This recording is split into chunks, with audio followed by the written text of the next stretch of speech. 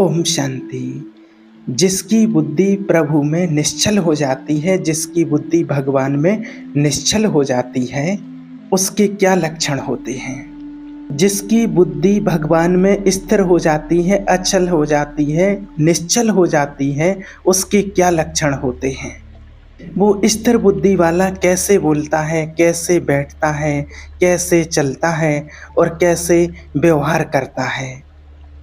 बहुत सुंदर बात है, बहुत सुंदर विषय है।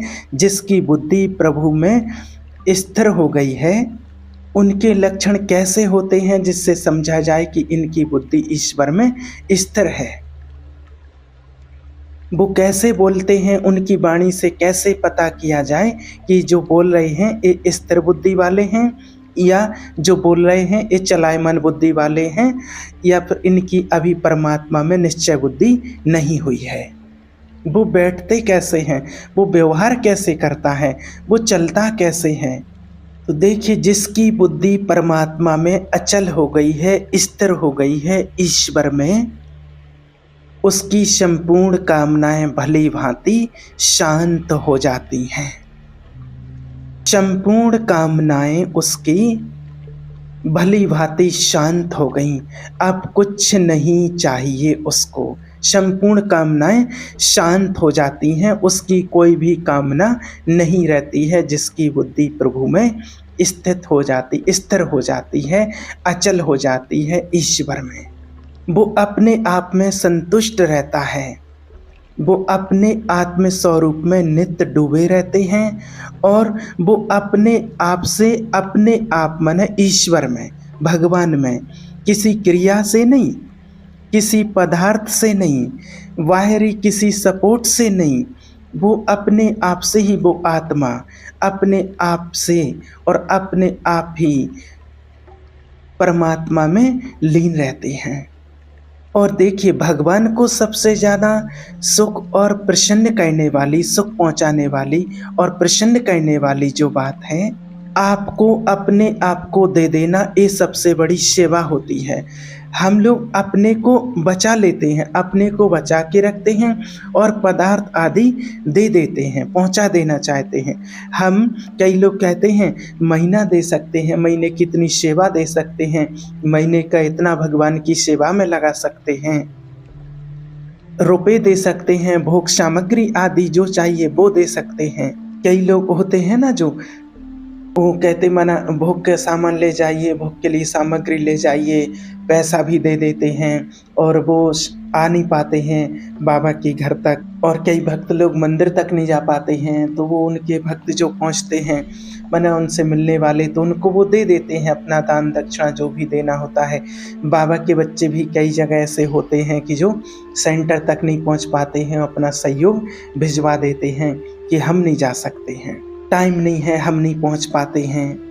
हम माने सब कुछ पहुंचा सकते हैं, दे सकते हैं, लेकिन हमें टाइम नहीं मिलता है, हम नहीं जा सकते हैं। आप अपने आप को दे दो, ऐसा नहीं हो पाता है, आप अपने आप को बचा के रखते हैं। तो जो सहयोग आप करते हैं वो अच्छा है, वो करना चाहिए, लेकिन आप अपना भी समय, अपने आप को भी ईश्वर के लिए देना होता है। मेरे में सब कुछ अपने आप को अर्पित कर दो ईश्वर के आगे। फिर जब पूछा जाता कि कैसे करें, तो फिर वो साधन सामग्री सब कुछ ये देने के लिए दे देते हैं, अर्पित कर देते हैं। नहीं तो सही पूछो तो इसमें साधन का कोई योग नहीं होता है, आप समझ नहीं पाते हैं, इसलिए साधन का योग करो ये धीरे धीरे, नहीं तो ईश्वर की प्राप्ति के लिए आप पर्याप्त हैं। निश्चय कर लो इस बात के लिए। आपने अपने आप को ईश्वर के हवाले कर दिया, उनको अर्पित कर दिया। अब जो ईश्वर की श्रीमत है उसके विरुद्ध हमें दिनचर्या में नहीं चलना है और उनके भरोसे पर मस्त रहो। और अपने आप उसकी, जब आप श्रीमत पर चलेंगे तो सारे देवी गुण आपके अंदर आने लग जाएंगे। शरीर को स्वीकार करके भोगों में सुख है ऐसा माना तो सारी आसुरी प्रवृत्तियां आपके अंदर प्रवेश कर जाती हैं। सिर्फ मानने मात्र से, आपने केवल माना कि मैं विरक्त हूँ तो बहुत से अंकुश अपने आप लग जाते हैं। जहाँ आपकी मान्यता होती है वैसा ही आपके ऊपर रंग चढ़ने लगता है।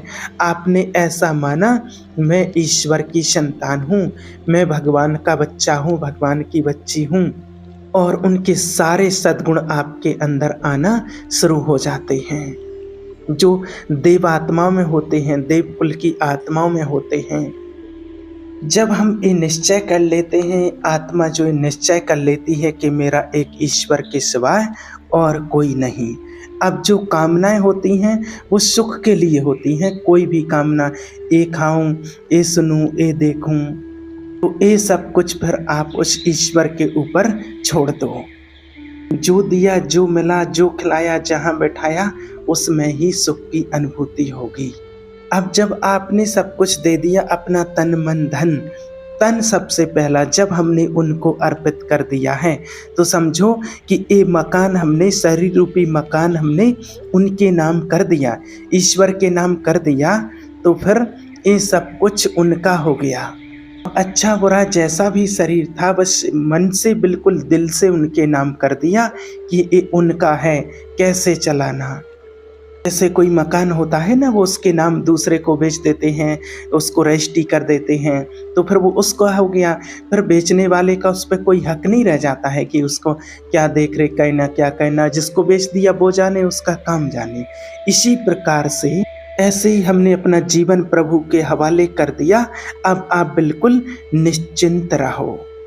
फिर ऐसे समझो बिल्कुल निश्चय बुद्धि से, अभी मकान उनके नाम कर दिया है, शरीर रूपी मकान। अब मालिक चाहे इसमें कोई खिड़की चेंज कराए, चाहे कुछ करे, तो आपको डरना और चिंतित नहीं होना ये क्यों हो रहा है। भाई जिसके नाम कर दिया है वो जाने। अब इसमें कुछ किडनी फेल हो रहा है, लीवर फेल हो रहा, कुछ हो रहा है, बीमारी आ रही है, तो वो जाने, उसकी जिम्मेवारी वो ठीक करेंगे। जितने दिन इस गाड़ी को चलाना होगा चलाएंगे। आप बिल्कुल निश्चिंत रहें। और जब आप मन बुद्धि से ऐसे समर्पित हो जाते हैं तो इस बात को सच्ची मानिए कि जैसे दुनिया में लोगों को बिना कामना के दुख भोगना पड़ता है, ऐसे आपको बिना कामना के आपको सुख भोगना पड़ेगा। फिर जिससे आपका मंगल होगा वही व्यक्ति, वस्तु आपके सहयोग में स्थान, वही सहयोग में आने देंगे। आप बेपरवाह हो जाओ, सारी परवाह उसको सौंप दो। और जब समस्त कामनाओं का त्याग करके एकमात्र निश्चल बुद्धि ईश्वर में होती है, तो उसे कहा जाता है स्थित प्रज्ञ। ऐसा समझ लो जैसे भुना हुआ चना होता है। भुने हुए चने को कहीं भी, कितनी भी गीली मिट्टी में खाद डाल के आप कभी अंकुरित नहीं कर सकते हो। ऐसे ही जो स्थित प्रज्ञ होता है, कोई भी भोग वासना उसके मन में कोई भी हलचल पैदा नहीं कर सकती है। जैसे देखिए कोई भी बीज होता है और जब उसको मिट्टी में डालते हैं तो वो अंकुरित हो जाता है। जब आप कोई बीज है, जब तक वो भुना हुआ नहीं होगा तो वो अंकुरित हो जाता है, और जब उसको भून देंगे, आप सेंक देंगे, तो फिर वो अंकुरित नहीं हो सकता है। जैसे क्या होता है कि आज आपके पास कोई भी बीज रखा हुआ है, आप 2 साल से 5 साल से उसको अपने घर में रखे हुए हैं, और आप सोचते हैं कि अभी अंकुरित नहीं हो सकता है, अब तो ये सूख गया है, अब तो इसमें कुछ नहीं बचा है, अब तो ये 5 साल से 2 साल से रखा हुआ है, क्योंकि अभी उसको नमी नहीं मिली है, इसलिए वो रखा हुआ है, इसलिए वो अंकुरित नहीं हो रहा है। अभी आप उसको सूखी जगह में रखे हुए हैं, इसलिए वो अंकुरित नहीं हुआ है। और जैसे ही आप उस बीज को कहीं आप मिट्टी में डालते हैं, नमी में डालते हैं, और जैसे ही उसको नमी लगती है तो वो तुरंत अंकुरित हो जाता है। तो इसी प्रकार से हमारी स्थिति होती है कि जब कोई व्यक्ति ईश्वरीय मार्ग में चलते हैं, चाहे भक्ति में हो, अधिकतर लोगों के साथ ऐसा होता है। जब हम परमात्मा के बन जाते हैं, ज्ञान मार्ग में आ जाते हैं, ज्ञान में चलने लगते हैं, तो 2 साल 5 साल तक लोग चलते रहते हैं और वो सोचते हैं कि हमने तो सभी विकारों पर विजय प्राप्त कर ली है। तो माना उनके सामने जब कोई ऐसी परिस्थिति नहीं आती है और वो सोचते हैं कि अब तो हम विजय प्राप्त कर ली है, हमने सारी बुराइयों पर विजय प्राप्त कर ली है, काम, क्रोध, लोभ, मोह, अहंकार आदि को जीत लिया है। तो जब तक कोई परिस्थिति नहीं आई है, तो समझो कि वो कैसा बीज है जो घर में रखा हुआ है, जो 4-5 साल से रखा हुआ है, उसको अभी नमी नहीं मिली है, उसको मिट्टी में नहीं डाला गया है, इसलिए वो अंकुरित नहीं हो रहा। और जब हमारे सामने कोई परिस्थिति आती है, कोई देहभान आता है, अभिमान आता है, किसी के नाम रूप में फँसते हैं, तो वैसे ही उसको नमी मिलती है उस बीज को, और जैसे ही देह अभिमान में आए, नाम रूप में फँसे, और हम जैसे ही किसी के नाम रूप की तरफ आकर्षित होते हैं और वो बीज अंकुरित हो जाता है। तो उसको फिर स्थिर बुद्धि वाला नहीं कहेंगे, अचल बुद्धि वाला नहीं कहेंगे, इसलिए परमात्मा ने उसकी निशानी बताई है। स्थिर और अचल बुद्धि वाला वही होता है, वही आत्मा होती है जो एक भुने हुए चने के समान होती है।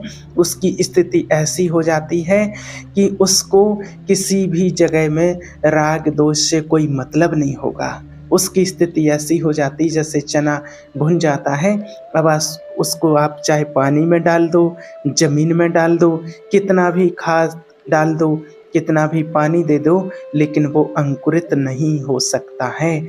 ऐसी स्थिति हो जाती है जो स्थित बुद्धि वाला होता है, जो परमात्मा में जिसकी बहुत एकरस और अचल स्थिति और बुद्धि होती है। तो ये निशानियाँ बताई है परमात्मा ने एक रस स्थिति वालों की, परमात्मा में एक रस अचल अटल स्थिति जिसकी होती है, तो ये अपने आप को चेक करना है, और अगर हम में इस चीज़ की कोई कमी है तो हमें सुधार करना है, क्योंकि नहीं तो आने वाले समय में हम अपने आप को ही धोखे में रखते हैं। अभी तो हमें लगता है कि हम संपूर्ण की ओर जा रहे हैं, हम संपूर्ण बन रहे हैं, लेकिन अगर ये कमियां होती हैं तो हम अपने आप को ही धोखा देते हैं। और अगर कोई कमी है भी तो परमात्मा ने हमें वो सामर्थ्य दी है, मेडिटेशन में वो शक्ति है, हम परमात्मा को याद करके अभी भी समय है, अपने अंदर की कोई भी कमी कमजोरियों पर हम विजय प्राप्त कर सकते हैं। ओम शांति।